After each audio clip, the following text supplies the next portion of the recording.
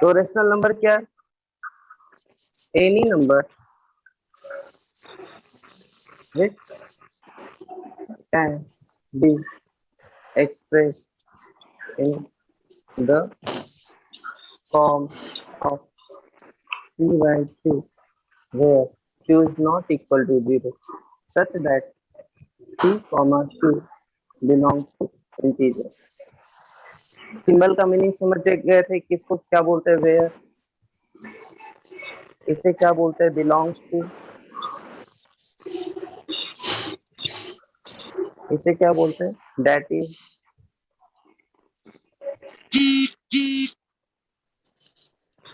Q not equal to 0, इसका मतलब समझ रहे थे। तो 10 डिवाइड बाय 0 क्या बोले थे? Can't divide by any number.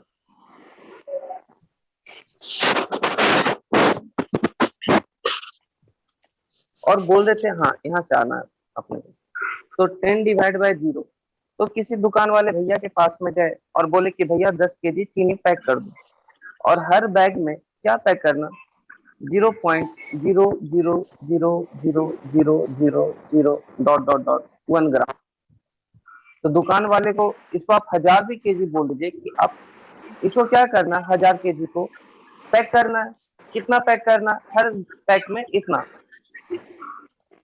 क्या ऐसा तो कुछ नहीं बोला गया जो कि दुकान वाले को कि जो कि होता ही ना हो? ऐसा किया जा सकता है, लेकिन इसको करेंगे कैसे? तो डिवाइड करेंगे तो पॉइंट हटाते हैं, ऊपर में भी पॉइंट लगाते हैं, और जितना जीरो नीचे लिखा हुआ है, जितना डिजिट नीचे लिखा हुआ है, उतना ही डिजिट ऊपर लिख देते हैं। और ये डेसिमल से डेसिमल कैंसिल कर देते हैं। जैसे 10 डिवाइड बाई 0.5 है, तो डेसिमल के बाद कितना डिजिट है यहाँ पे? 1। यहाँ पे डेसिमल लगाएंगे और लगाएंगे 1 0। डेसिमल से डेसिमल कर देंगे कैंसिल, तो ये क्या हो गया? 100 डिवाइड बाई 5। तो यहाँ पे डेसिमल डेसिमल कैंसिल हो गया, जितना जीरो नीचे में लिखा था, जितना डिजिट था, उतना ही डिजिट ऊपर में लिख दिए और डेसिमल से डेसिमल को कैंसिल कर दिए। तो ये जो ऊपर में नंबर आया एक्चुअली में क्या है? इंफिनिटी। तो एनी नंबर डिवाइड बाय 0, ये किस, इसको भी हम क्या पढ़ेंगे? अकाउंट में कोई बोल रहा है कि भैया आपके अकाउंट में 0.0000 ऐसा रुपया है, तो हम किसी को बताएंगे मेरे अकाउंट में 0 रुपया है ये। या फिर आपके अकाउंट में मान लीजिए 1,70,50 है, तो आपसे पूछेगा कि आपके अकाउंट में कितने रुपए हैं, तो आप क्या बताइएगा? 1,00,000 रुपया। ऐसा थोड़ी ना बताइएगा कि मेरे अकाउंट में 1,70,50। तो जो एग्जैक्ट अमाउंट होता है, आपने बताया लगभग लगभग, तो ये जीरो पूरा पूरा नहीं है, ये जीरो से जस्ट बड़ा नंबर है, इसको लगभग लगभग जीरो बोलते हैं। तो इस तरह के जीरो को क्या बोलते हैं? Limiting value.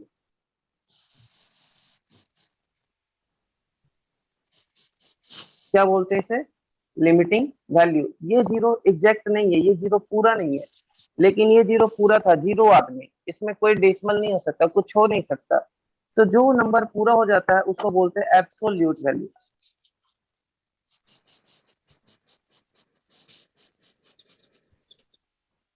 क्या बोलते हैं? जो नंबर पूरा पूरा हो जाता है एब्सोल्यूट वैल्यू। जैसे 5 लोग हैं, 5 लोग पूरे ही होंगे, तो ये ब्राउन एब्सोल्यूट वाला है नंबर। या नहीं दिख रहा है वहां पे शर्ट के नीचे? हेलो। हाँ, तो 10 नंबर,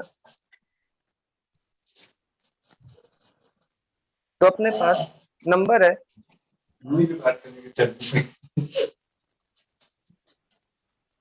कोई भी नंबर, 1,00,000 रुपया। मान लीजिए आपके अकाउंट में कितना है?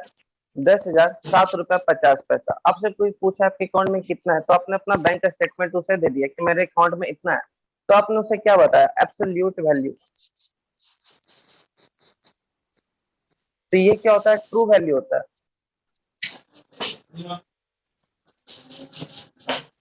एब्सोल्यूट वैल्यू को क्या बोलते हैं? True value. एग्जैक्ट वैल्यू जो रहता है उसे क्या हम बोलते हैं? True value. अब ये 10,007 रुपया 50 पैसा है। अब आपसे कोई पूछता कि आपके अकाउंट में कितना रुपया है, तो आप क्या बताती? मेरे अकाउंट में 10,000 रुपया। तो हम इसको क्या बोलते हैं? लिमिटिंग वैल्यू, या फिर इसी को क्या बोलते हैं? Approx value. तो लिमिटिंग का मतलब समझ में आया कि लिमिटिंग जब क्लोजर होता है, जब हम सेमी नंबर के बारे में टिप्पणी कर रहे हो, एक में हम उसको एग्जैक्टली बोल रहे हो और एक में हम उसको अप्रोक्सीमेटली बोल रहे हो। जब हम अप्रोक्सीमेटली बोलते तो यानी कि लिमिटिंग वैल्यू यानी कि अप्रोक्स वैल्यू बोल रहे हैं, और एग्जैक्टली वही नंबर बोल रहे हैं तो उसको हम एब्सोल्यूट वैल्यू या फिर ट्रू वैल्यू बोलते हैं। तो एब्सोल्यूट और अप्रोक्स का मीनिंग क्लियर हो गया आप लोगों को, कैसा हुआ है? Yes sir. तो 1/0, तो ये जब जीरो एब्सोल्यूट होगा तो हम क्या लिखते हैं? नॉट डिफाइंड, या फिर कांट डिवाइड बाय जीरो।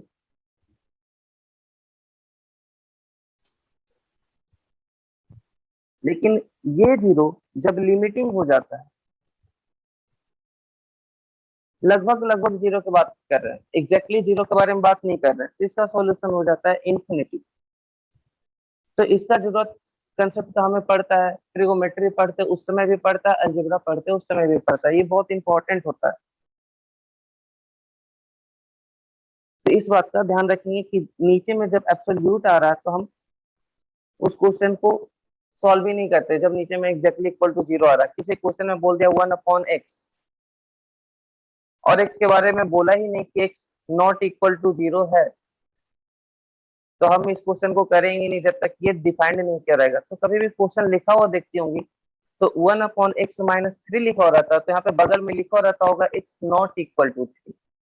अगर x इक्वल टू 3 हो जाता है उस केस में ये नीचे में जीरो बन जाता है और मैथ में ऐसा कुछ होता नहीं, इसलिए पहले ही डिफाइन किया जाता है कि x 3 के बराबर तो नहीं होगा, बाकी x कुछ भी हो जाए, नंबर नीचे। तो ये जो किनारे में जो कॉमा लगा के सच दैट लगा के लिखते हैं उसका मीनिंग क्लियर हो गया होगा।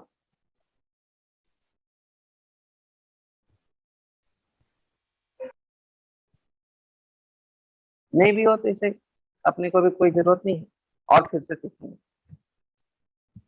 तो अपना डिफिनेशन क्या है? तो any number which can be express in the form of p by q, जहाँ पे q जीरो नहीं होना चाहिए। तो जीरो कौन सा नहीं होना चाहिए? एब्सोल्यूट। और p और q कैसा होना चाहिए? इंटीजर। ऐसा ही हो √2/3, ऐसा हम p बाई q के फॉर्म में नहीं बात कर रहे, p बाई q के फॉर्म में तो होना ही चाहिए, लेकिन p भी इंटीजर होना चाहिए और q भी इंटीजर होना चाहिए, यानी कि न्यूमरेटर डिनोमिनेटर दोनों इंटीजर लिखेंगे। कोई अंडर रूट वाला, कोई क्यूब रूट वाला नंबर नहीं लिख रहे हैं कि cube root of 3 divide by 5, ऐसा नंबर को हम रेशनल नहीं बोलेंगे। p और q इंटीजर होने चाहिए।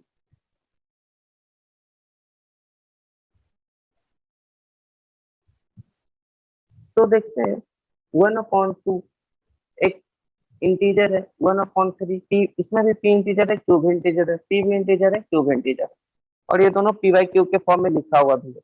इसको सॉल्व करते तो आता है 0.5, इसको सॉल्व करते तो आता है 0.3333, और ये आते जाएगा इनफिनाइट तक, कभी रुकेगा ही नहीं। तो ये डेसिमल के बाद नंबर ऑफ डिजिट कितना है? फाइनाइट, अंत आ जा रहा है डेसिमल के बाद, तो हम इसको क्या बोलते हैं? Terminating number.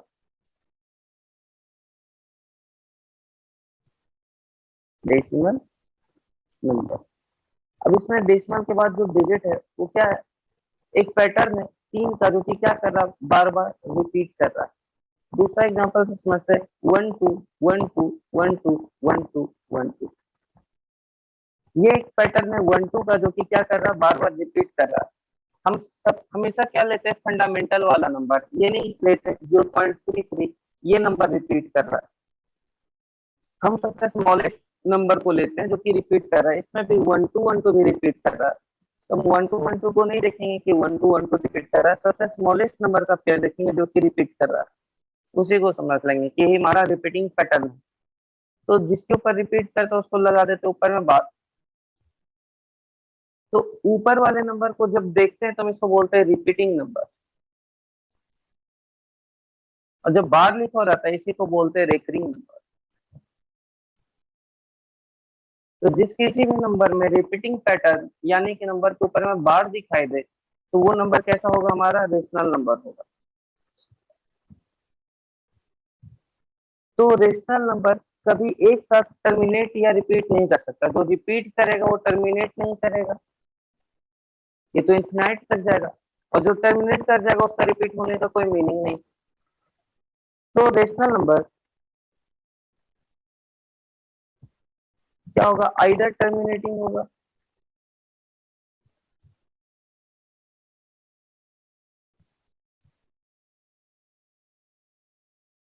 या रिपीटिंग होगा।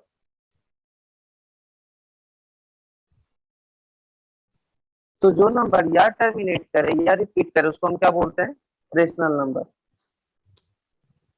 अब एक नंबर है 1.141571321379 4 ... कुछ भी नंबर ले लिया। अब इस नंबर को देख के बताना है कि रिपीट कर रहा है या टर्मिनेट कर रहा है। तो टर्मिनेट दूर दूर तक नहीं कर रहा है क्योंकि ये इन्फिनाइट तक जा रहा है, और इसके अंदर में कोई रिपीटिंग पैटर्न नहीं है। रिपीट तो डिजिट कर रहे हैं, 1 कर रहा है, लेकिन ये कोई पैटर्न नहीं है रिपीट करने का। यहाँ पे क्या था, 1 2 एक नंबर था जो कि बार बार रिपीट कर रहा था, लेकिन इसमें कोई पैटर्न मिल रहा है, नहीं मिल रहा है। तो ये ना ही रिपीट कर रहा है, नहीं टर्मिनेट कर रहा है, तो ये रेशनल नंबर नहीं है। तो यही नंबर क्या है, इरेशनल नंबर।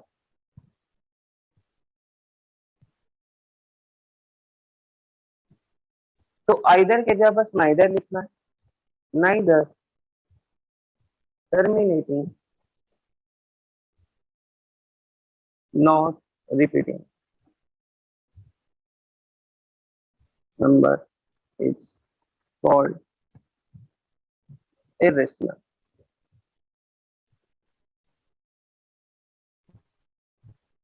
तो इतना बात क्लियर हुआ।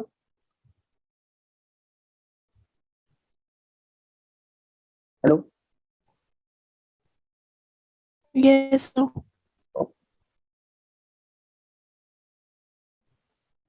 √2, √3, √4, √5, √6, √7, √8, 9, 10। तो देखिए इसमें √4 लिखते इसका वैल्यू आ जाता है 2, इसका वैल्यू आ जाता है 3।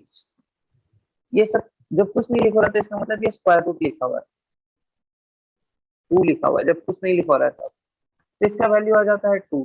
तो ये एक रेशनल नंबर है, ये एक क्या है, रेशनल नंबर है। बाकी किसी को भी आप एक्सपेंड कीजिएगा, इसका स्क्वायर रूट निकालिएगा, तो ये non terminating non repeating number आएगा। इसका मतलब ये सारा नंबर क्या होगा, इररेशनल नंबर होगा। Cube root of 2, cube root of 3, cube root of 4, cube root of 5, cube root of 6, cube root of 7, cube root of 8, cube root of 9, cube root of 10। इसका value आएगा 2, क्योंकि 8 एक cube number है 2 का। उसको छोड़ करके किसी भी नंबर को हम एक्सपेंड करेंगे, क्यूब रूट निकालेंगे, तो ये भी नॉन रिपीटिंग नॉन टर्मिनेटिंग आएगा। इसका मतलब ये भी इरेशनल होगा। तो स्क्वायर रूट रहे, क्यूब रूट रहे, फोर्थ रूट रहे, फिफ्थ रूट रहे, इसे घबराना नहीं कि नंबर इरेशनल है या नहीं है, बस उस नंबर का वो पावर नहीं होना चाहिए। 2 का पावर 2 है और ये स्क्वायर रूट लगा हुआ है, तो स्क्वायर रूट का मतलब क्या होता है, पावर में 1/2 आ जाना। ये 2 2 कट जाएगा और ये आ जाएगा 2, तो ये नंबर तो रेशनल हो जाएगा। लेकिन इसके अलावा जब कोई नंबर लिखा हुआ है 5, तो हम इसको क्या लिखेंगे, 5 का पावर 1/2। यहाँ पे कंप्लीटली जब सॉल्व नहीं हो रहा पावर, तो ये नंबर क्या है, इरेशनल है। इतना दूर क्लियर हो गया।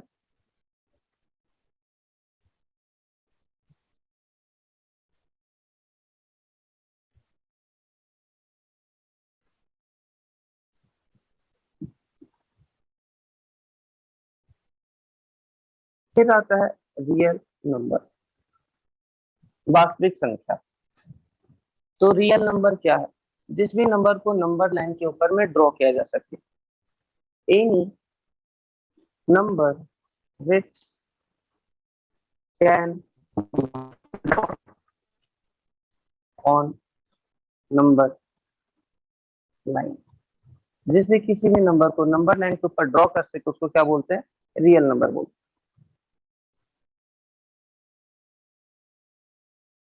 अब √2 को नंबर लाइन पे ड्रॉ कर सकते हैं कि नहीं कर सकते हैं? तो बाइजू का डिटेक्टिव ऐड आता है, बहुत मस्त ऐड आता है, बढ़िया मैथ सिखाता है। तो उस ऐड में क्या दिखाता है शाहरुख खान, स्क्वायर रूट निकालने के लिए एक ऐड में पाइथागोरस थ्योरम, उसी का यूज करते हैं। 1 यूनिट का लेंथ ही है और जहां पे 1 यूनिट होता है उसी के ऊपर 90 डिग्री बना दी और इसका भी लेंथ लिए 1 यूनिट।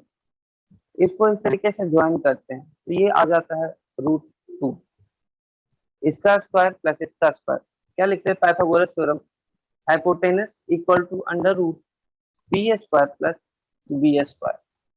पी भी 1 है, बी भी 1 है, दोनों का स्क्वायर भी 1 ही आएगा, ये आ जाएगा 2। तो ये वाला जो लेंथ है इसको हम आर्क बनाएंगे और आर्क को इस तरीके से ड्रॉ कर देंगे तो नंबर लाइन पे अपने को क्या मिल जाएगा, √2। तो इस तरीके से √2 ड्रॉ करने के लिए सीखते हैं क्लास 9 में। तो अपने को कंस्ट्रक्शन सीखना नहीं, बस ये जानना है कि √2 को नंबर लाइन पे ड्रॉ कर सकते हैं, √3 को भी ड्रॉ कर सकते हैं, √5 को, √7 को, कोई भी नंबर को हम लोग क्या कर सकते हैं, ड्रॉ कर सकते हैं नंबर लाइन पे।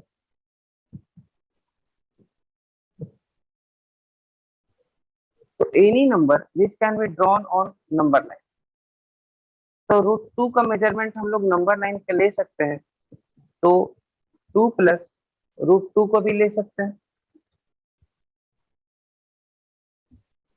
तो √2 यूनिट यहाँ से यहाँ तक, तो इसमें 2 यूनिट और जोड़ भी सकते हैं कि ये 2 यूनिट हो गया।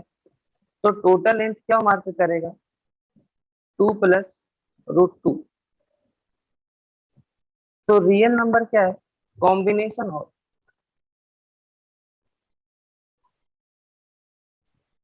Rational and irrational.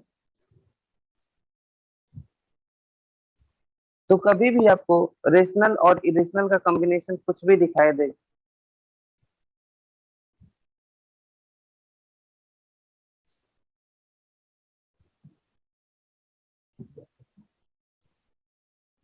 ऐसा कोई भी कॉम्बिनेशन आ जाए, इन सबको हम लोग क्या बोलेंगे, रियल नंबर है। तो सिंपली समझने के लिए हम लोग क्या समझते हैं कि कोई भी कॉम्बिनेशन रेशनल और इस रेशनल का प्लस माइनस कुछ भी आ जाएगा उसको हम क्या बोलेंगे, रियल नंबर। क्या ये बात क्लियर है?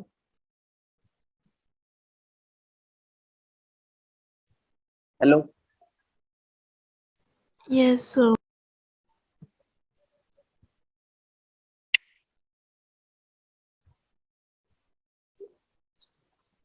एकता को ज्वाइन कर लो टेलीग्राम पे, फोन वहाँ वहाँ वहाँ वहाँ लिंक सेंड कर दिया। क्लियर हो गया इतना?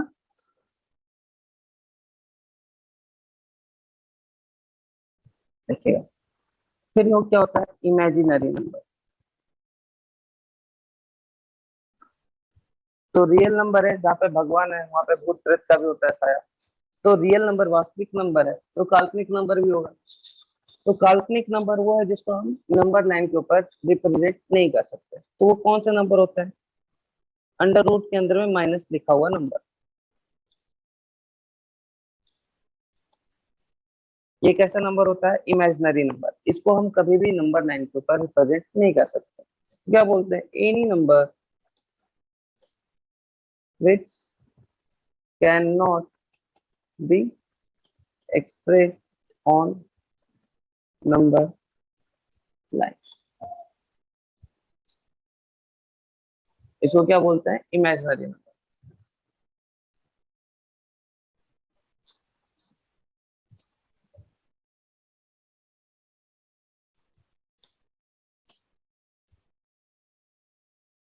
डिफिनेशन सारे क्लियर है अपने? Hello hello, Yes, sir. सारे डिफिनेशन क्लियर है, किसी में कोई डाउट?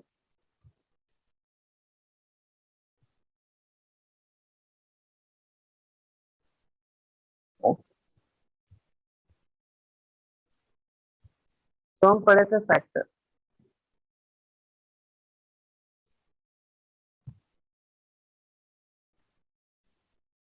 तो फैक्टर को सॉल्व करते थे, तो फैक्टर में क्या निकालना सीखे थे? Number of factor, odd factor, even factor. तो ये 3 पे फोकस करते हैं थोड़ा। जो लोग कर चुके हैं वो लोग ट्राई कीजिएगा साथ में जल्दी जल्दी करने का। तो फिलहाल तो एग्जांपल है 100, 100। इसके कौन कौन से फैक्टर है? 100 किससे किससे डिवाइड होता है? 1 से, 2 से, 4 से, 5 से, 10 से, 20 से,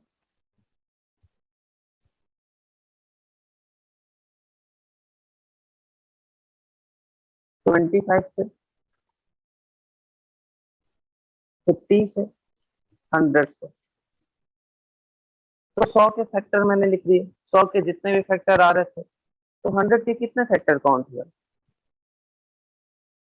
5 और ये 4, 9। 100 के कितने फैक्टर काउंट हो गए? 9।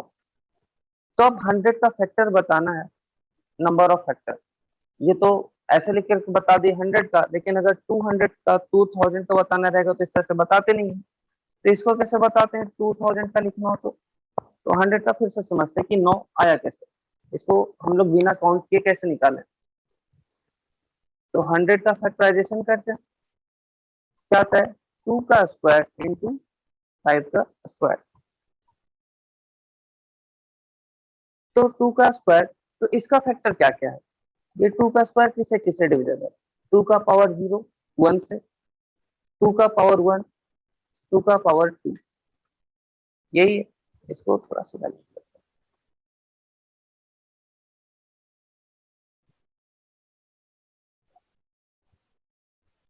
और यहाँ पे 5 का पावर 2 किससे किससे डिविजिबल है? 5 का पावर 0, 5 का पावर 1, 5 का पावर 2। तो देखिएगा, इसको इससे, इससे और इससे, ये 3 नंबर लिखे। 2 का पावर 0 इंटू 5 का पावर 0 क्या आ गया? 1। Any number to the power 0 equal to 1 where a is not equal to 0। तो किसी भी नंबर का पावर 0 क्या होता है? 1। यहाँ पे किसी भी नंबर में 0 नहीं लिख सकते।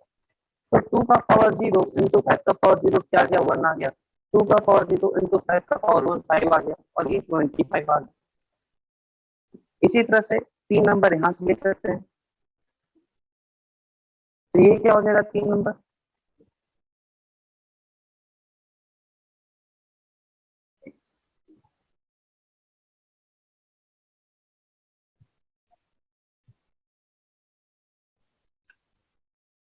तो 2 इंटू 1 2, 2 इंटू 5 10, 2 इंटू 25 50। फिर ये 4 इंटू ये 13 बनाते हैं। तो ये क्या हो जाएगा? 4 इंटू 1 4, 4 इंटू 5 20, 4 इंटू 25 100। ये सारे के सारे 9 कॉम्बिनेशन मिल गए। तो एक्चुअली में इतना नहीं करना था। क्या करना था? यहाँ पे 3 नंबर मिले और यहाँ पे 3 नंबर मिले, इसलिए हम क्या कर दिए? 3 इंटू 3 9 कर दिए। तो ये जो 3 लिखा गया, उस कैसे लिखा गया? जो भी यहाँ पे पावर था उसमें क्या कर दिया गया? 1 बढ़ा दिया गया। पावर को 1 बढ़ा करके लिख देते हैं और गुना कर देते हैं। 100 का फैक्टराइजेशन क्या लिखे थे? 2 का स्क्वायर इंटू 5 का स्क्वायर। ये जो पावर वाला नंबर है इसको 1 से बढ़ा दो। 3 इंटू 3 किया और ये 9 आ, बस इतना ही करना। क्या ये बात क्लियर है? Yes, sir. Yes sir. कहीं पे भी डाउट आएगा बोलिएगा।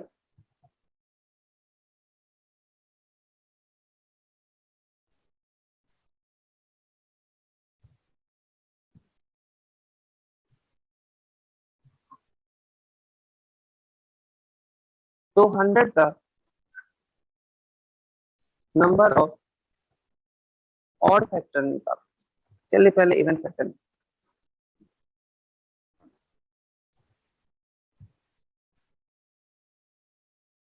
क्या निकाल रहे हैं 100 का इवन फैक्टर।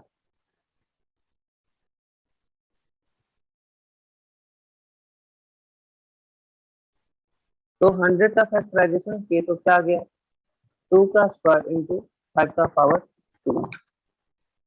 इवन नंबर मतलब क्या होता है, डिविजल बाई 2, जो 2 से डिवाइड हो जाता हो। इसमें से इवन बनाने के लिए सारे सिर्फ इवन फैक्टर सिलेक्ट करना, तो हम क्या कर लेते हैं, 2 को बाहर कर लेते हैं। तो एक 2 को बाहर करेंगे तो पावर में यहाँ पे एक ही 2 बच जाए, और यहाँ पे क्या बच जाएगा, 5 का स्क्वायर।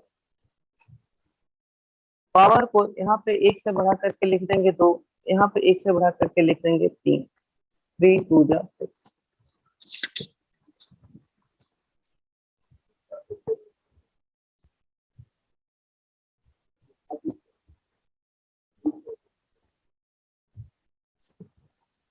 सर एक 2 को बाहर क्यों करना है?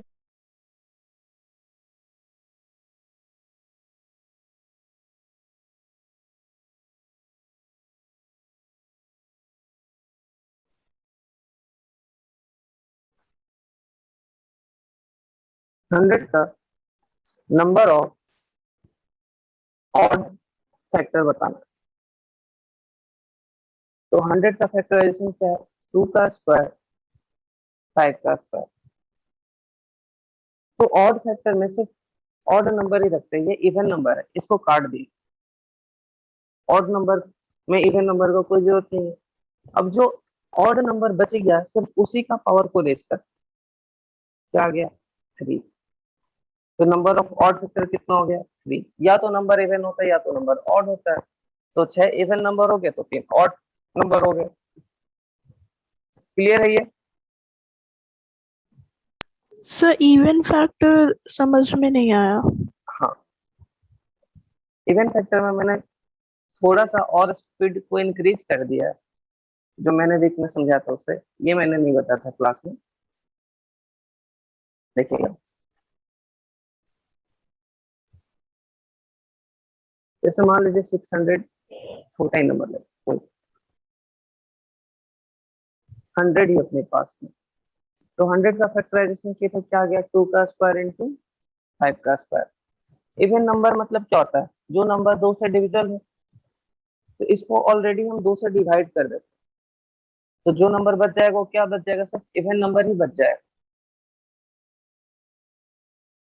ऐसा करने से क्या होता है कि सिर्फ इवन नंबर ही मुझे चाहिए, तो मैं सारे इवन नंबर को ही पिक करता हूँ। 2 को जैसे ही मैं बाहर लूंगा तो अंदर में जो बच जाएगा वो सिर्फ इवन नंबर ही होगा, क्योंकि 2 इंटू एनी नंबर क्या होता है, इवन। तो 2 को मैंने बाहर कर दिया तो अंदर में बच क्या जाएगा, 2 का पावर 1 इंटू 5 का पावर 2। सर तो 5 का पावर 2 इवन नंबर है। 5 का पावर 2 इवन नंबर है, 5 का स्क्वायर क्या होता है 25।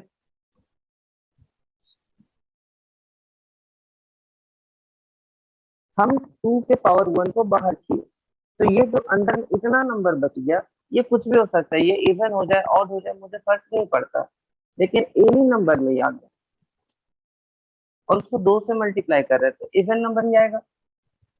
और हमें बताना क्या था, नंबर ऑफ इवन फैक्टर। तो जितना ये बच जाता है उसी को हमें काउंट कर, तो बस इसी के पावर को आपको रेज करना है।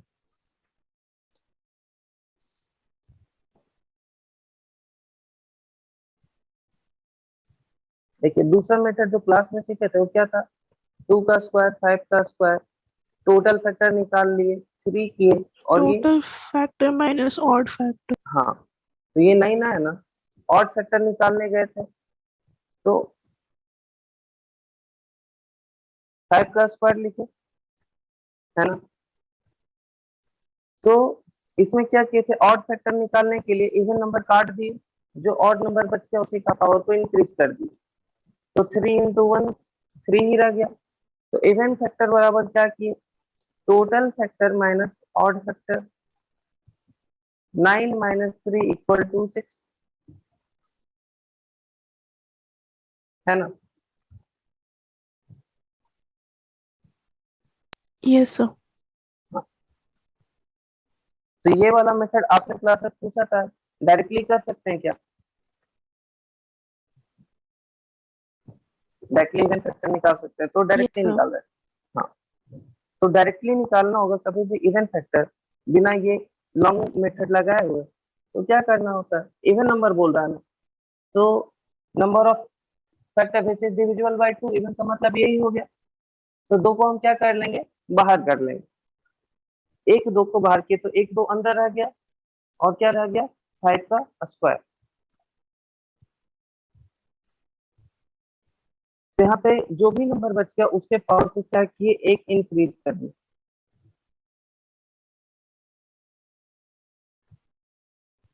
तो क्या हो गया नंबर ऑफ फैक्टर 6। 6.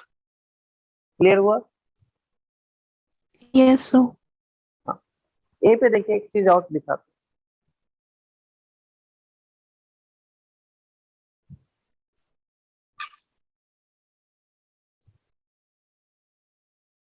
जैसे number of factor of 100 which is divisible by 10। तो 100 के ऐसे कितने फैक्टर है जो कि 10 से डिवाइड हो जाता होंगे। तो पहले तो 100 का फैक्टर लिख दिए, 2 का स्क्वायर, 5 का पावर, 5 का पावर 2। अब इसमें से डिविजिबल बाय 10 का मीनिंग क्या हो गया कि 10 बाहर निकाल लेना है। जैसे इवन नंबर में 2 से डिवाइड होता है तो 2 को बाहर कर लिए, तो 10 से डिवाइड होने का मतलब 10 को बाहर कर लेना है। इसका मतलब एक 2 को बाहर कर लेंगे और एक 5 को बाहर कर लेंगे, अंदर में क्या बच जाएगा, एक 2 और एक 5। इसके पावर को एक इंक्रीज कर देंगे, आ जाएगा।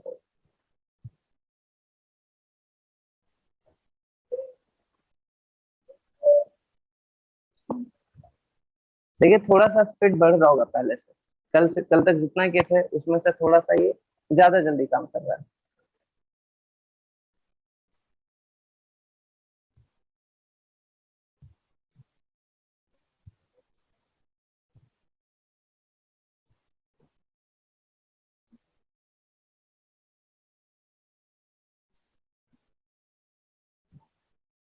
क्लियर हो गया। हेलो। Yes sir.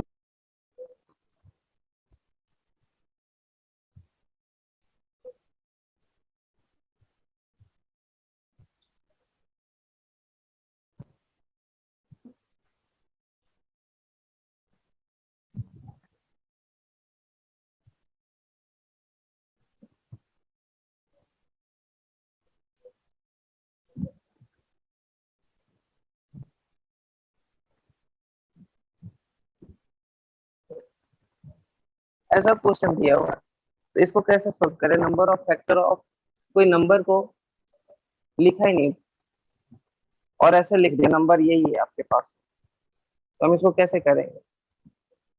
तो जो भी नंबर ऐसा लिखा हुआ रहेगा, तो कुछ भी लिखा हो रहे तो हम सारे के सारे नंबर को प्राइम नंबर के फॉर्म में ही ब्रेक करेंगे।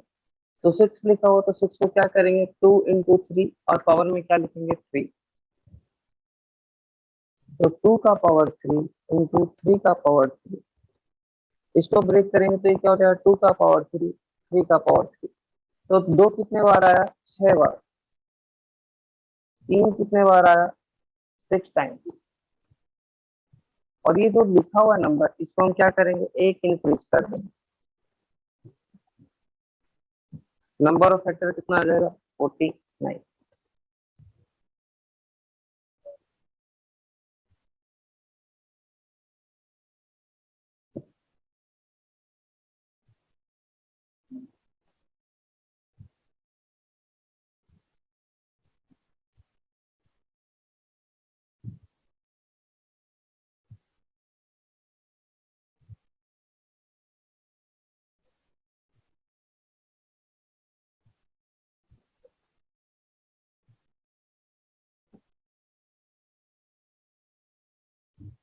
देखिए 2 का पावर 3, 3 का पावर 3, 4 का पावर 3, 5 का पावर 3, ये n लिखा हुआ है। क्या निकालना है? Find number of factor. तो हमको क्या करना पड़ता है, इसको प्राइम नंबर के फॉर्म में लिखना होता है।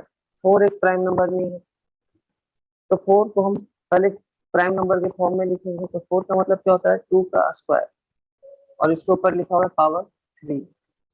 तो पावर के ऊपर पावर लिखा हुआ रहता है, तो हम इसको क्या करते हैं? आपस में गुणा करते हैं। तो 2 का पावर क्या हो जाएगा? 6। तो 2 का पावर 3 इंटू 3 का पावर 3 इंटू 2 का पावर 6 इंटू 5 का पावर 3, ये हो गया। तो 2 कितने बार आया है? 9 बार। 3 कितने बार आया है? 3 बार। पावर को क्या करते हैं? एक इंक्रीज करते हैं,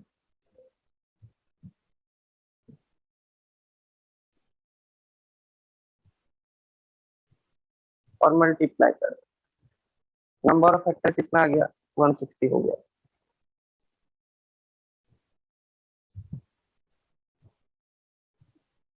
क्लियर हुआ? हेलो? Yes, sir.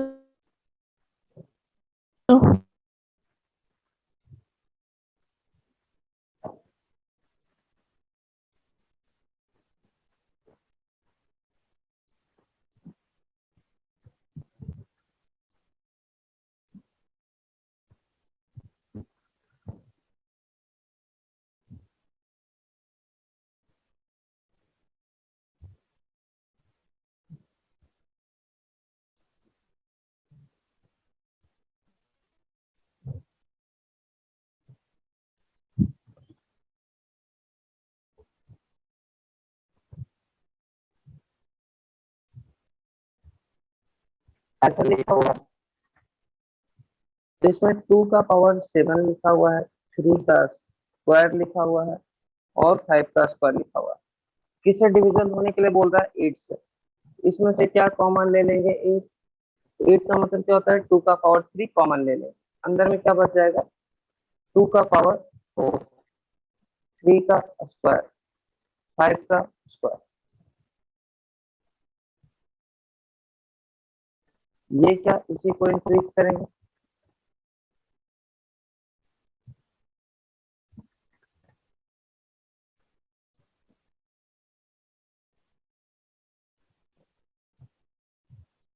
क्या हो जाएगा?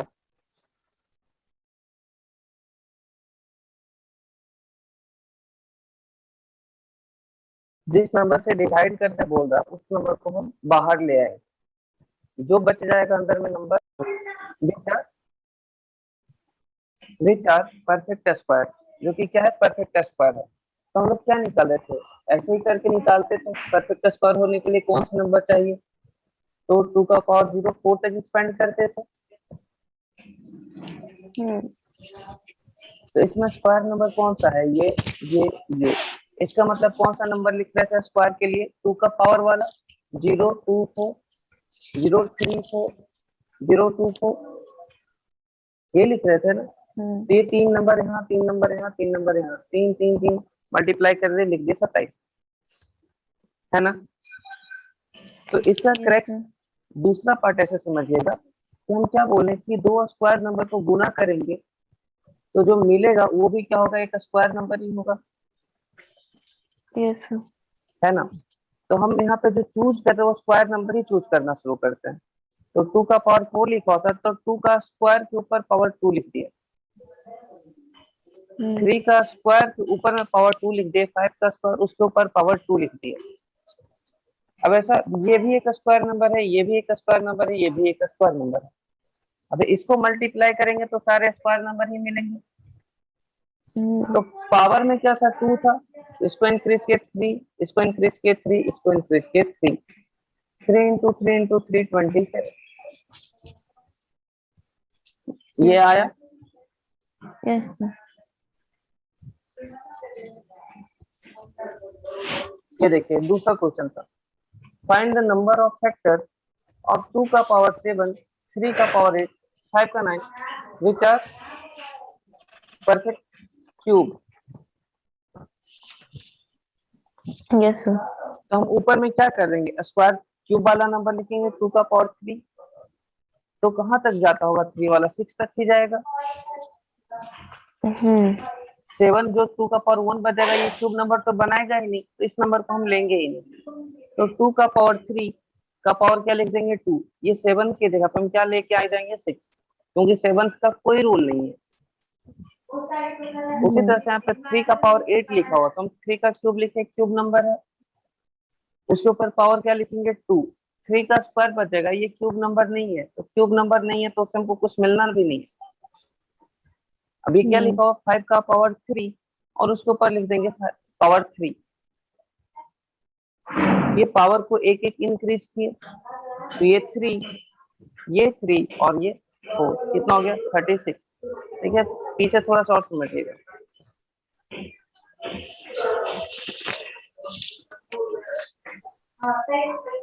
जैसे 2 का पावर 5 है, 3 का पावर 4 है, 5 का पावर 4 है, इसमें मुझे क्या निकालना है, क्यूब फैक्टर ही निकालना है, स्क्वायर फैक्टर निकालना, सॉरी। तो स्क्वायर फैक्टर में 2 का एक्सपेंशन लिखे थे,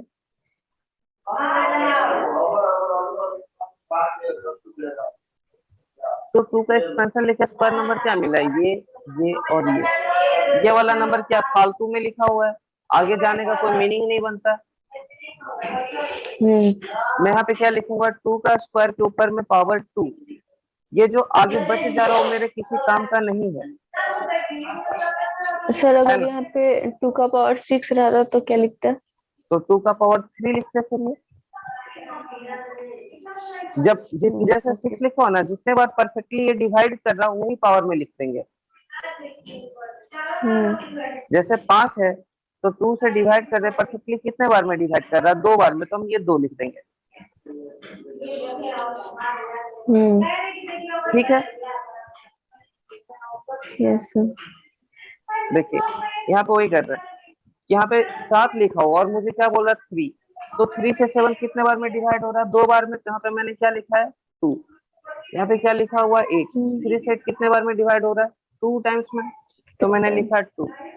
9 लिखा हुआ है, तो 3 से कितने बार डिवाइड हो रहा है 3, तो मैंने लिखा 3 टाइम्स, और एक एक पावर को मैंने क्या कर दिया, बढ़ा दिया,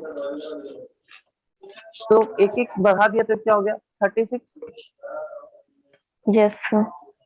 अब पूछ रहे find the number of factor of 20 का पावर 7, 3 का पावर 8, 5 का पावर 9, 7 का power 10 that are cube as well as square, है ना।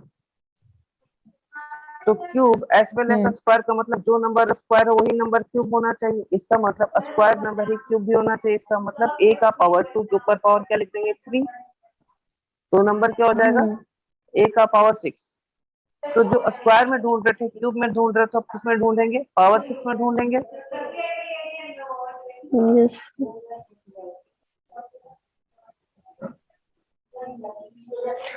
सर। a का पावर 2 का पावर 3, a का पावर 6 सर, यहाँ पे 3 into 2 हो जाएगा।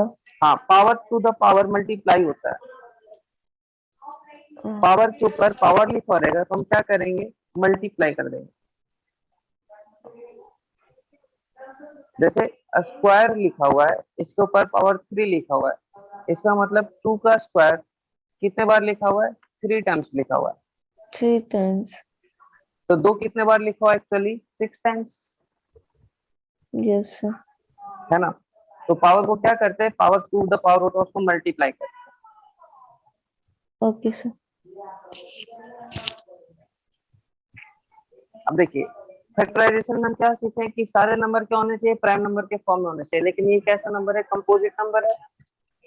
तो 20 को क्या कर देंगे 5 into 2 का स्क्वायर ब्रेक कर देंगे,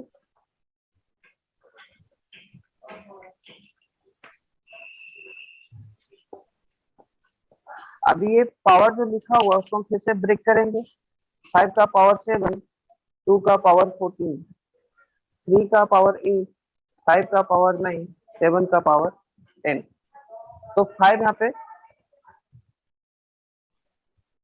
9 और 7 बार है, तो 5 टोटल कितने बार आया 16 टाइम्स, 2 कितने बार आया 14 टाइम्स, 3 कितने बार आया 8 टाइम्स, 7 कितने बार आया 10 टाइम्स। तो मुझे पावर में क्या चाहिए था 6 चाहिए था, तो 5 का पावर 6 के ऊपर पावर में क्या लिख देंगे 2, 2 के 6 के पावर क्या लिख देंगे 2, 3 के 6 के पावर में क्या लिख देंगे 1, 7 के 6 के पावर में क्या लिख देंगे 1। ये हो गया 3। सर 5, सर यहाँ पे 2 कैसे लिखेंगे? 5 का पावर 6 16 का है ना, पावर 2। 16 है ना, यस तो सर। a का पावर 6 लिख लेते, तो 6 से 16 को डिवाइड करेंगे कितने बार में डिवाइड होगा कंप्लीटली 2 टाइम्स ना, 2 टाइम्स में। यहाँ पे पावर में क्या लिख अच्छा। देंगे 2, ओके सर। यहाँ पे भी क्या लिख देंगे 2, 14 है 6 से डिवाइड करेंगे 14 को 2 बार में लगेगा भाग, 8 लिखा हुआ 6 यस से सर। डिवाइड करेंगे एक बार में, 10 लिखा हुआ 6 से डिवाइड करेंगे एक बार।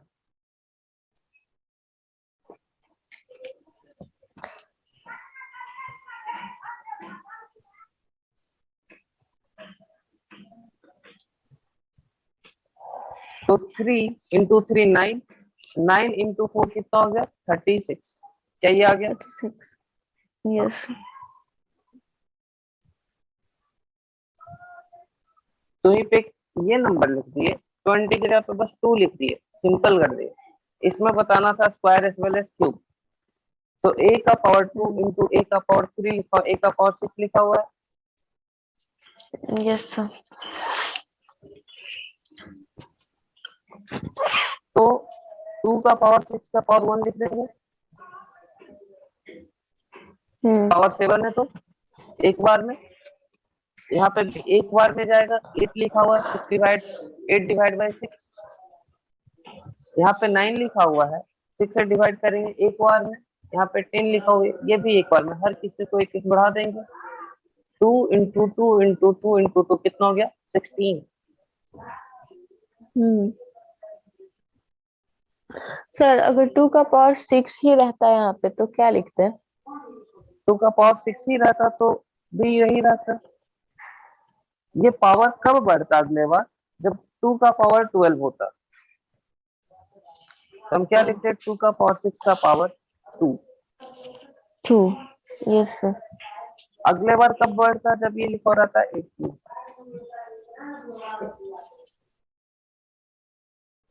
क्लियर है? Yes sir. मिटाऊं, नेक्स्ट क्वेश्चन यस सर। क्या है 4 का पावर 11 प्लस 4 का पावर 12 प्लस 4 का पावर 13 प्लस 4 का power 14, find number of factor. ये सवाल पूछा हुआ है सीजीएल का मेंस में, अच्छा सवाल है, बहुत मुश्किल नहीं है। तो इसमें से क्या देख रहे हैं कॉमन हर किसी नंबर में, 4 का पावर 11, हर किसी में ये तो आता ही होगा, इसमें क्या बच जाएगा सिर्फ 1, इसमें क्या बच जाएगा 4 का पावर 12 का मतलब 4 का पावर 11 इंटू 4 का पावर 1, तो यहाँ पे क्या बच रहा होगा सिर्फ 4, यहाँ पे क्या बच रहा होगा 4 का स्क्वायर, यहाँ पे क्या बच रहा होगा 4 का 4 का क्यूब, क्यूब। यही है। अब इसको सॉल्व करके लिख देना है 1 प्लस 4 प्लस 16 प्लस 64, 64 प्लस 16 कितना हो जाएगा 80, और ये 5 कितना हो जाएगा 85, 85। 4 का पावर 11 इंटू 85, तो 4 को क्या लिखेंगे 2 का स्क्वायर इंटू 11 प्राइम नंबर के फॉर्म में, 85 को क्या लिखेंगे 5 इंटू 17,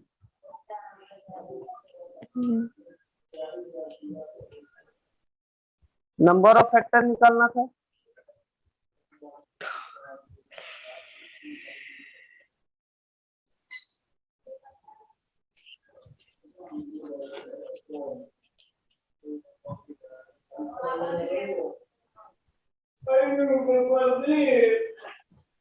क्या ये बहुत टफ क्वेश्चन है? नहीं सर। इजी है। देखिए एक बार क्वेश्चन करते रहेगा तो धीरे धीरे बनाते बनाते आएगा। अब वही देखिए फैक्टर हम लोग कितने दिन से देख रहे हैं, 3 दिन 4 दिन से। तो इतना दिन के बाद आपको लगा होगा कि हाँ अब फैक्टर हम थोड़ा थोड़ा समझ पा रहे हैं। Yes sir.